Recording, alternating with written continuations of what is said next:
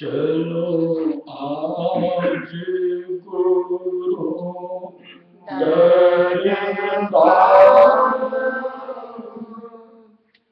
चलो आज गुरु दरबार, चलो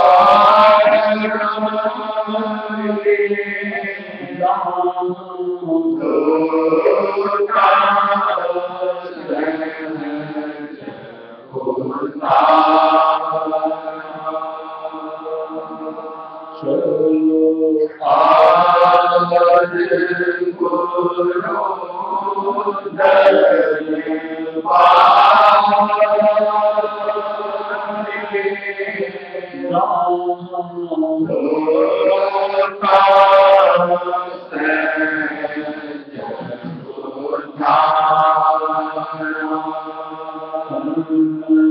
मन धन होने पर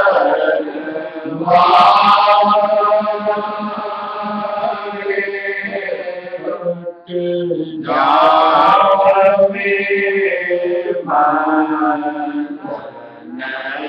मन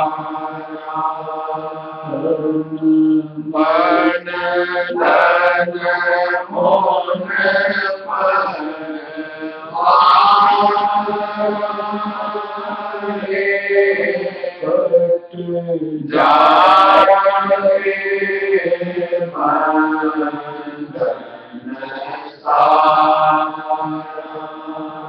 जो मोए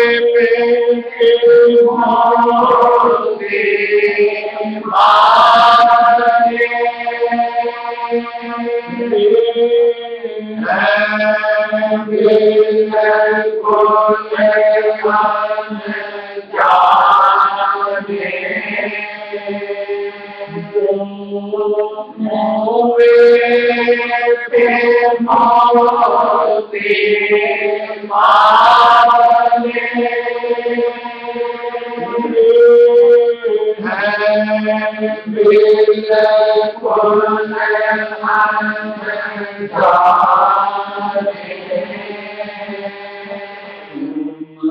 जीवत मोक्ति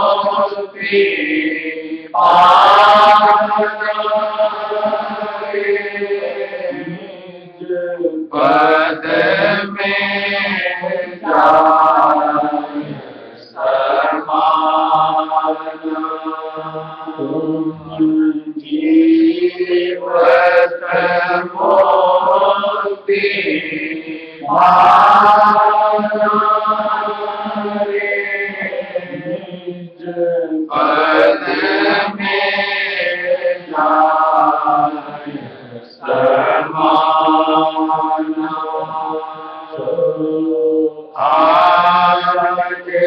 गुरु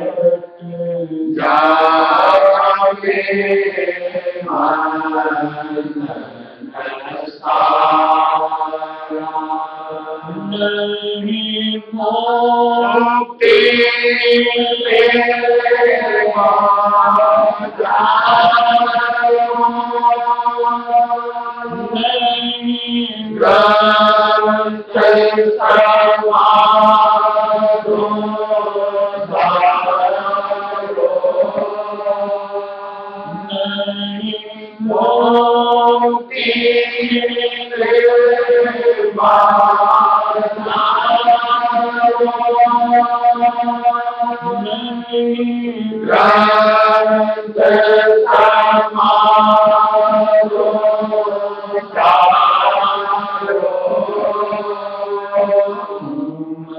गुरु की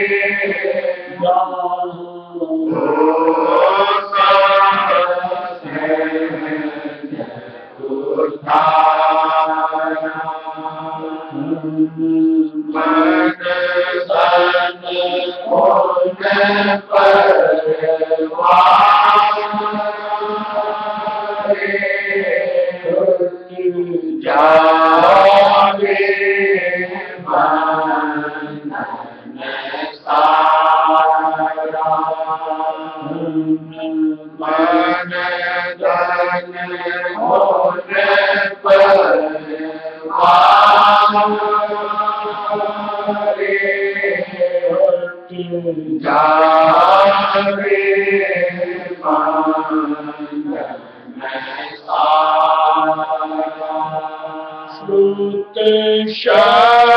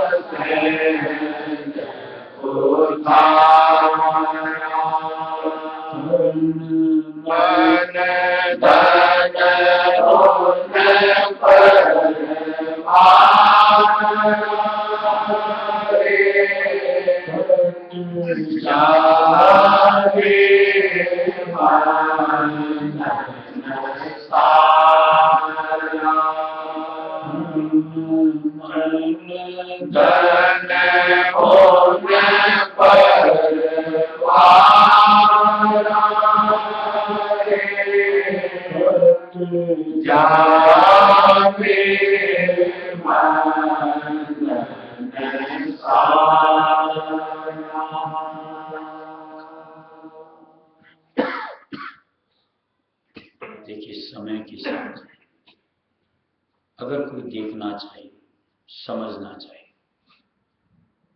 तो बड़े आराम से दिखता है और समझ में आता है कि कैसे धर्म के स्वरूप को पूरी तरीके से दूसरा ही स्वरूप दे दिया गया। धर्म धर्म नहीं है, नाम मात्र है। पहले जैसे धार्मिक शिक्षा जो भी दी जाती थी, गुरु आश्रमों में भर्ती होकर के वहां तन को, मन को, धन को खो करके कोई ऊंच नीच नहीं, चाहे वो राजा का बच्चा आ जाए और चाहे प्रजा का बच्चा आ जाए, सबको एक बराबर का दर्जा दे करके सिखाई जाती थी। और वो पाठ सीखा हुआ जिंदगी में काम आता था।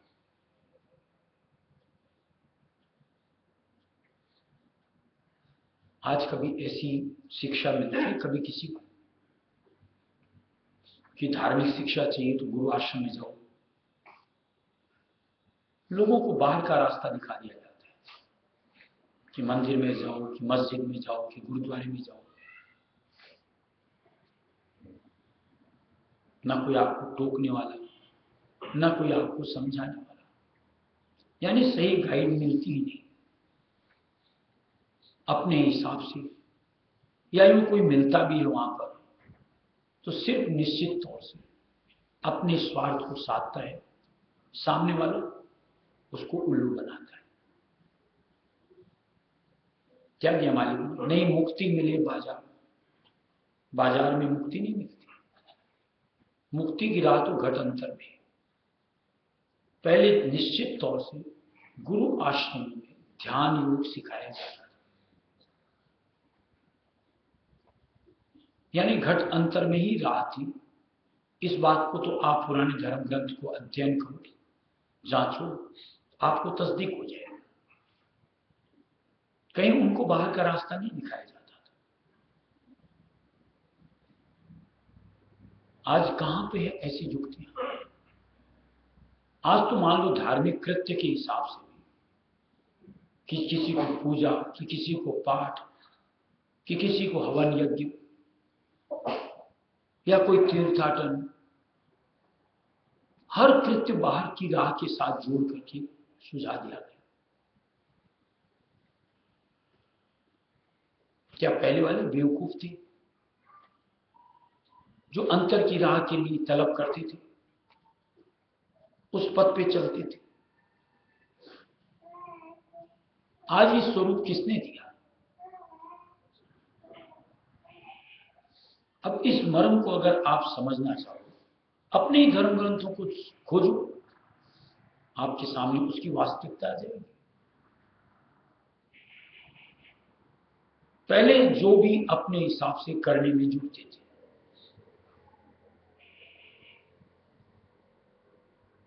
मान लो गुदा चक्र से स्टार्ट करते थे, प्राणायाम खींचते थे, एक एक दर्जा ऊपर उठते हुए वहां का साक्षात्कार करते थे, और उतना बल उनके पास आता था।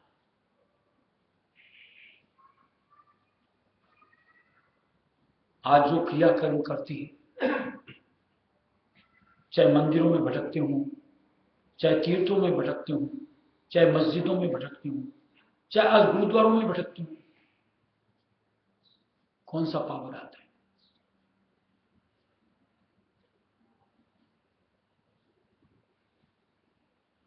बाहर कहीं कुछ होता है? कल की सत्संग जैसी बात है, सिवाय ईंट और पत्थर और पानी के कुछ भी नहीं होता। जहां जाओ यही मिलेंगे। और ये निश्चित तौर से हम जीवों से जो चेतन है, कहीं हमसे कमतर होते हैं, उनसे हम हासिल नहीं कर सकते।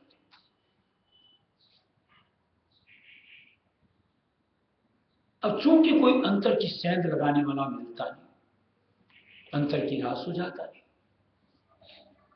खाक बताएगा कोई अंतर का भेद, कि रास्ता, कि साध्य का अंतर में?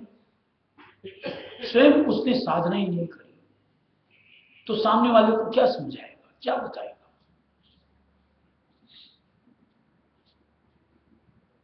आज उन लोगों को इतनी भी समझ नहीं। पहले गुरु आश्रमों में दिया भेजा जाता था बच्चे को कि जाओ वहां शिक्षा ग्रहण करो, और वहां जाकर के गुरुओं से उसको नाम की भेद मिलता था कि तुम ये मान लो कोई भी एक मंत्र का जाप करो। तो वहां उस तरीके के गुरु होते थे कि जिन्होंने साधना करके उस नाम से अपने आप को जोड़ा होता था।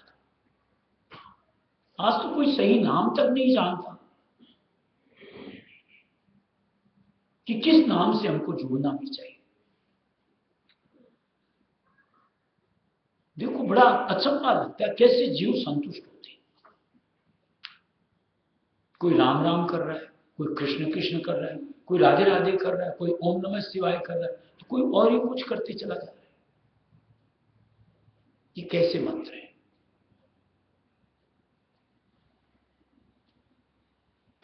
आज चाहे राम को, चाहे कृष्ण को, चाहे राधे को, आज तो देह के नाम थे जो कि उन अवतारों ने यहां मंडल में धरे।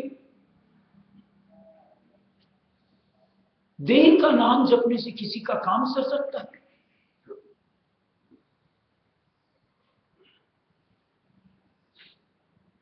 क्या इतनी भी समझ नहीं आनी चाहिए? किस पद से अवतार आए,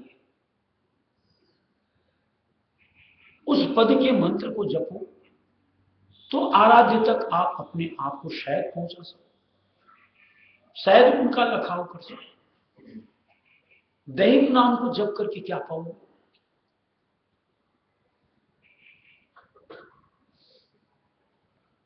देखिए, मन है ना, इसको बाहर के प्रपंच बड़े भाते हैं, बाहर की गतिविधियों में बड़े मतलब उल्लास के साथ शामिल होता है। जैसे मान लो आज अपन ने किया, बड़ा आनंद आ रहा था सबको, मैंने देखा बाहर में तो बड़ा आनंद आया। कभी अपने आप से पूछो, कभी अंतर की होली के लिए कितने लाले उठते हो कि अंतर में भी मैं मालिक के साथ ऐसी सुरंग से अपने आप को सरोवर करूं? कितना मारते हो अपने आप? ये मन की फितरत है, इसको बाहर का कुछ भी दिखा दो, बड़े आराम से कर लेते हैं। लेकिन बात जहां घट अंतर में, जहां की कुछ मिल सकता है, उस ओर का रुख करने में न जाने इसके टाके टूटते। जैसे कल परसों की सत्संग बात हुई कि रहस्य मत में तो इतनी सहजता से हर चीज को हम जीवों को गाया गया है, कोई मुश्किल नहीं। अब वो सहजता भी हमसे नहीं निकलती। कितनी ताज्जुब की बात है।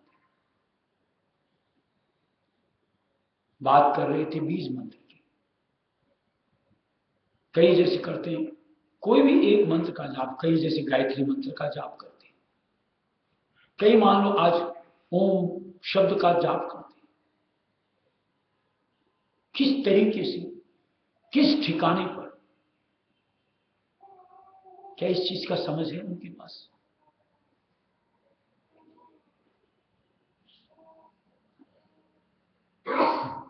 बेठिकाने, बेतरतीब तरीके से आप अगर नाम के जाप में अपने आप को जोड़ते हो, क्या आपकी तल्लीनता बन सकती?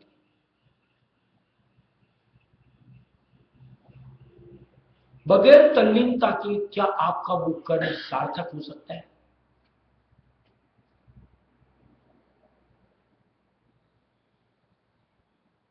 कहीं इस चीज को समझना नहीं चाहिए।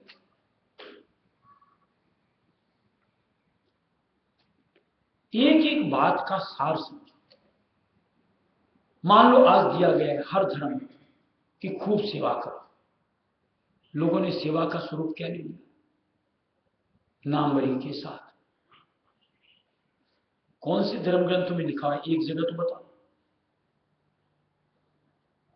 कि नामवरी के आधार में कुछ भी सेवा की गई सार्थक होती है। कोई से भी धर्म की बताओ।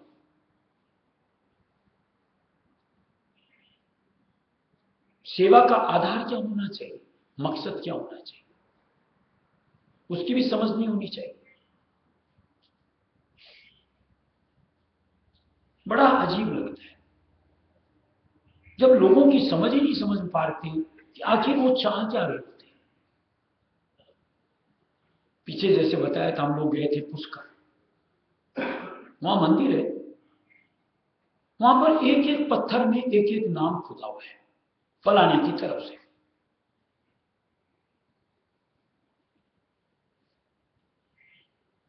कलकत्ता में पेपर में डेली आता है श्याम मंदिर का जो भी खाटू नहीं चल रहे हैं। अभी तो एक ही देव भगवान, दूसरे सारे भगवान बेचारे गुफा में छूट गए कि एक पत्थर लगवाओ इतनी कीमत में। इसको सेवा कहते हैं। एक वक्त का प्रसाद लगाओ इतनी कीमत में, इतने रुपए की सवामनी कर लो, इतने का ये कर लो। यार पैसों से किसको तोड़ना चाहते हो? एक बात का कोई जवाब तो दे उनमें से निकल करके कि अगर बेचारे किसी के पास अगर फूटी कोड़ी नहीं, बहुत है निर्धन हमारे भारतवर्ष में, यानी उनको भक्ति करने का अधिकार ही नहीं होना चाहिए तब तो।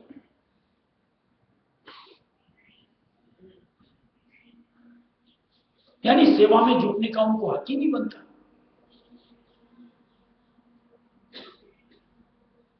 पैसे वालों की जागीर हो गई। क्या ये बात समझ में नहीं आनी चाहिए?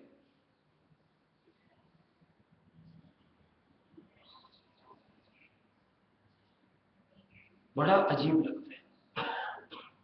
पूछ भी उन्हीं की होती है कि जो सेवा में बढ़ चढ़ करके माया के साथ में आगे बढ़ते हैं, जो उनके वाह के खंभे गाड़ते हैं, फलान चंद जी, ढिकान चंद जी, जैसा उस दिन गए थे। कहीं पर भी मान लो एक सेवा के बतौर लोगों ने स्टॉल्स लगा रखे थे, पहले नाम का पर्दा जरूर होता है फलाने की तरफ से। कौन से धर्म ग्रंथ में उल्लेख है इस तरीके का? है कि आप क्या चाहते हो? जो आप सेवा कर रहे हो उससे क्या चाहते हो? अगर आपने बोर्ड लगाया तो सीधी सी बात, आप सिर्फ नाम चाह रहे हो, कुछ आपकी भावना ही नहीं भक्ति के साथ। भक्ति फल पाओगे कहां से?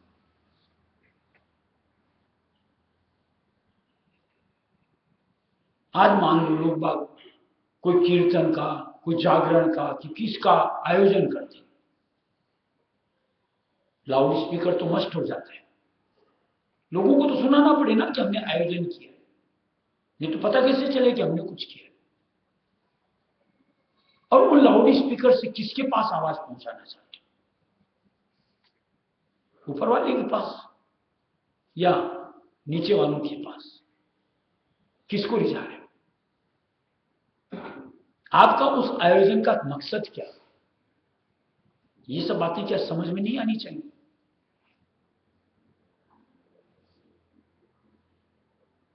क्या दिया हुआ अपने ग्रंथ में कि चींटी के पग नेवर बाजे, वो भी मालिक सुनता है।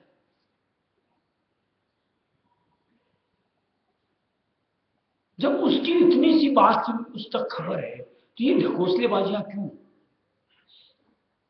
आखिर ऐसी प्रक्रिया में जुड़ के आखिर चाह क्या रहे हो आप? एक अपने आप से प्रश्न नहीं करना चाहिए?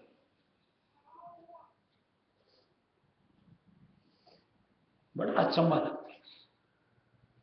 कोई भी एक अपने कर्म में, भक्ति में कोई भी जुड़ करके कुछ भी करता है, जब तक उसका बखान न कर ले, 2, 4, 10, 20, 100 में पेट की रोटी नहीं हजम होती।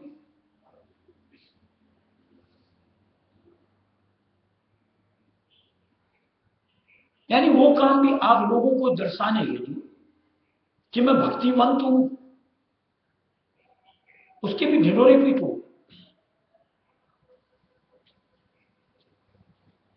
वो काम भी आप अपने लिए नहीं कर सकते कि शांतिपूर्वक की किसी को कानो कान खबर न हो। ऐसा कौन से ग्रंथ में उल्लेख है कि इस तरीके से आप धार्मिक कृत्य में अपने आप को शुमार करो?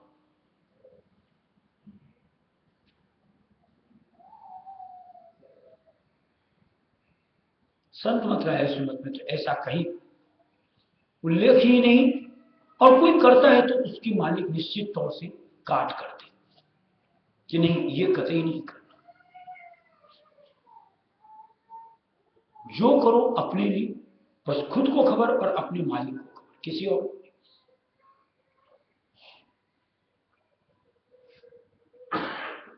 आप तन में जुड़ते हो तो आप अपने आप के लिए कर रहे हो। आप मन से कुछ कर रहे हो तो अपने आप के लिए कर रहे हो। धन से कुछ कर रहे हो तो अपने आप के लिए कर रहे हो। और सूरत अंग से करते हो तो अपने आप के लिए कर रहे हो। किसी पे एहसान नहीं कर रहे।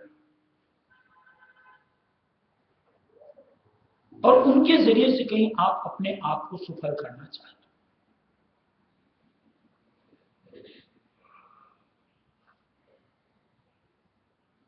हो। और धर्मों के हिसाब से ये बस करते चलो, तुमको मरने के बाद यूं मिलेगा, जैसा इस शब्द में दिया।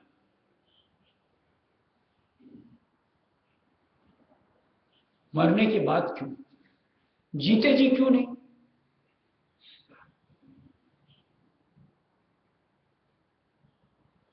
आपको अगर कह दिया जाए कि सारी जिंदगी तू मेहनत करता चल, तू मर जाएगा तो तेरी औलाद को दे देंगे,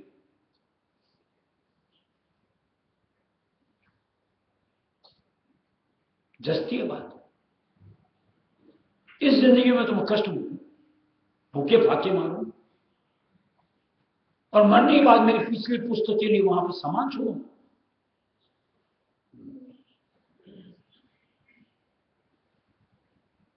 प्रत्यक्ष सामने क्यों नहीं दिखना चाहिए न? अगर उसमें फल है तो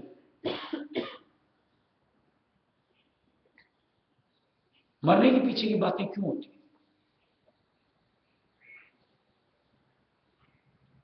आज जैसे उल्लेख मिलता है, जिन किन्हीं को भी आज भगवान का दीदार हुआ, कौन से ग्रंथ में लिखा है फलाने को मरने के बाद वो मिला? किसी के भी नहीं। चाहे आज राम लीला को कहो, चाहे कृष्ण लीला को कहो, चाहे संतों की लीला को कहो, कौन से ग्रंथ में लिखा? क्या ये सब समझ नहीं आनी चाहिए बात? जो आज कहते हैं मरने के बाद ऐसा होगा, संत मत में तो दिया है जीते जी अगर होता है तो करो। और जो भी कर्म करो जीते जी पाने की धारणा के साथ करो। मरने के बाद की सोचनी, मरने की बात जैसे संतों ने दिया कि पहले जन्म के बाद सहज दर्शन मिले, लेकिन मैं कहीं अपने आप को उस तक पहुंचा रहा हूं, इसकी खबर तो मुझे होनी चाहिए। मान लिया घटका पट ना खुले कोई बात नहीं, लेकिन एक एहसास तो मिलना चाहिए। निरर्थक बैठता रहूं मैं बस इस सोच के साथ मरने के बाद में वहां पहुंचू, चाहे इस जिंदगी में अंधेरे में ही पड़ा रहूं। क्यों? ये मेरा समय ऐसे घमाने के लिए?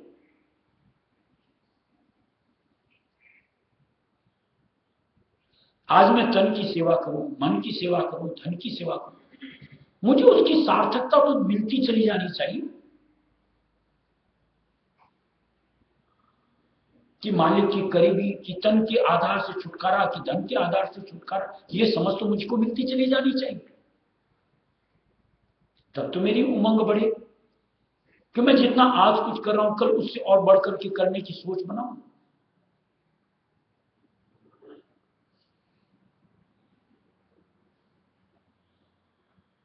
और इसमें भी एक कोई यूं को कोई निर्धारित कि इस ऐसे ऐसे करना, क्या सबके लिए एक फार्मूला लागू होता है?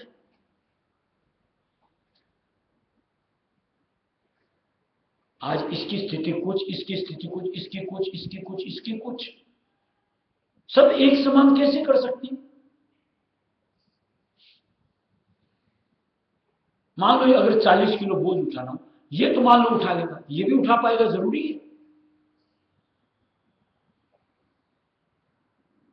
आप अपनी उमंग से करो, जितनी आपकी क्षमता सार्थकता उस अनुरूप करो, भाव के साथ। और सच्चे भाव के साथ कोई अगर इतना भी करता है तो मालिक को बड़ा प्यारा लगता है। और बगैर भाव के कोई चाहे इतना करे, मालिक पसंद नहीं करता। और ये बात आज की नहीं, पहले भी ऐसी ही बातें थी। आज उनको खाली किस्से तक सीमित कर दिया गया। वर्तमान में अपने साथ अप्लाई करो, इसकी सोच समझ ही नहीं लेना चाहते।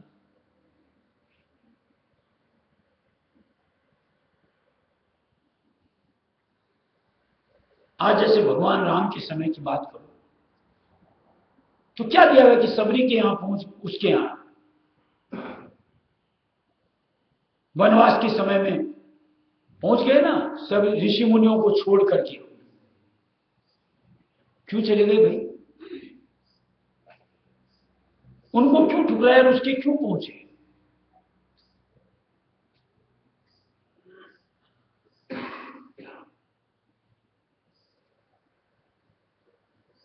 क्या देखा आखिर? आज कोई दिखता है ऐसा कि अमीरों को छोड़ करके कोई गरीब के घर पहुंचता हो?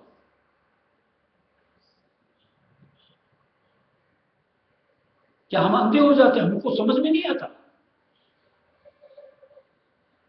किसी दर पे, धार्मिक तौर पे अगर इस तरीके के भेदभाव देखने को अगर मिलते हैं, फिर भी हम उस जगह जाते नहीं जो भेदभावपूर्ण जगह है।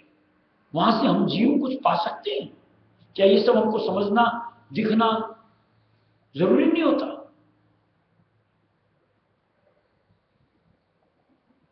कि एक के साथ किसी तरह का सलूक, दूसरे के साथ किसी तरीके का सलूक।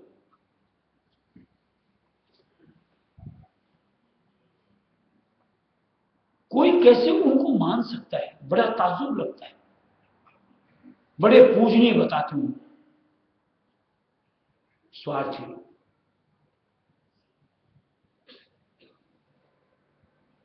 पूजनीय व्यक्ति तो कभी ऐसे भेदभाव करेगा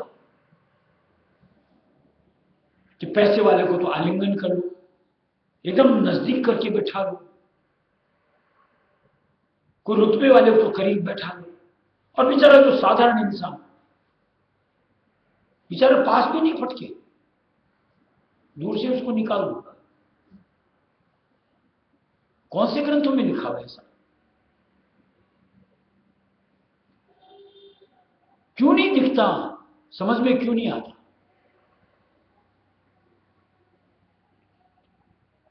जैसे बात की थी सत्संग शुरू में कि उस समय के गुरु आश्रमों में एक गरीब और एक अमीर सबको एक समान शिक्षा दी जाती थी और सबको एक समान अधिकार मिलता था गुरु की सेवा करने का, भजन भक्ति करने का, पढ़ाई लिखाई करने का।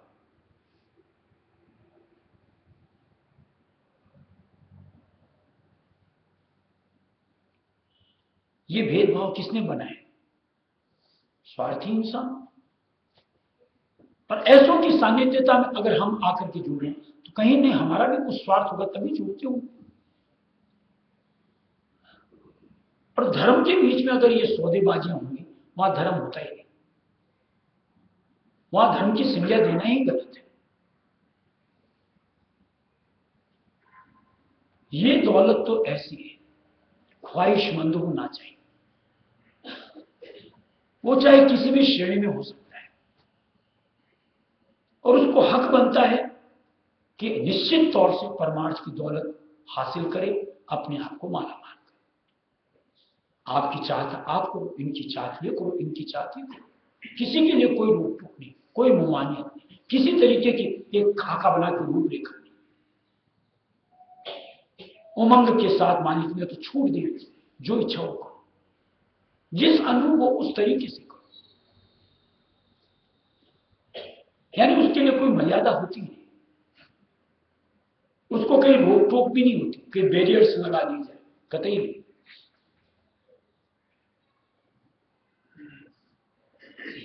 और ये रहस्य मत, संत मत में और कहीं नहीं मिलेगा अब और आइंदा कभी भी।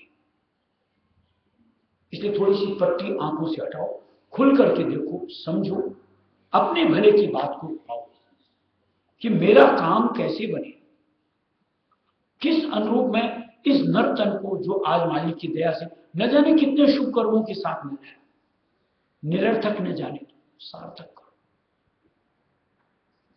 और इसके लिए कहीं वक्त गुरु के आधार के जरिए नामदान पाकर घट अंतर की राह को धारा जाए, तो निश्चित तौर से हम आज कहीं अपने आप को तन से, मन से, धन से अलहदा करके अपने आप के साथ, उसके बाद अपने मालिक के साथ पाएंगे निश्चित तौर से। राधा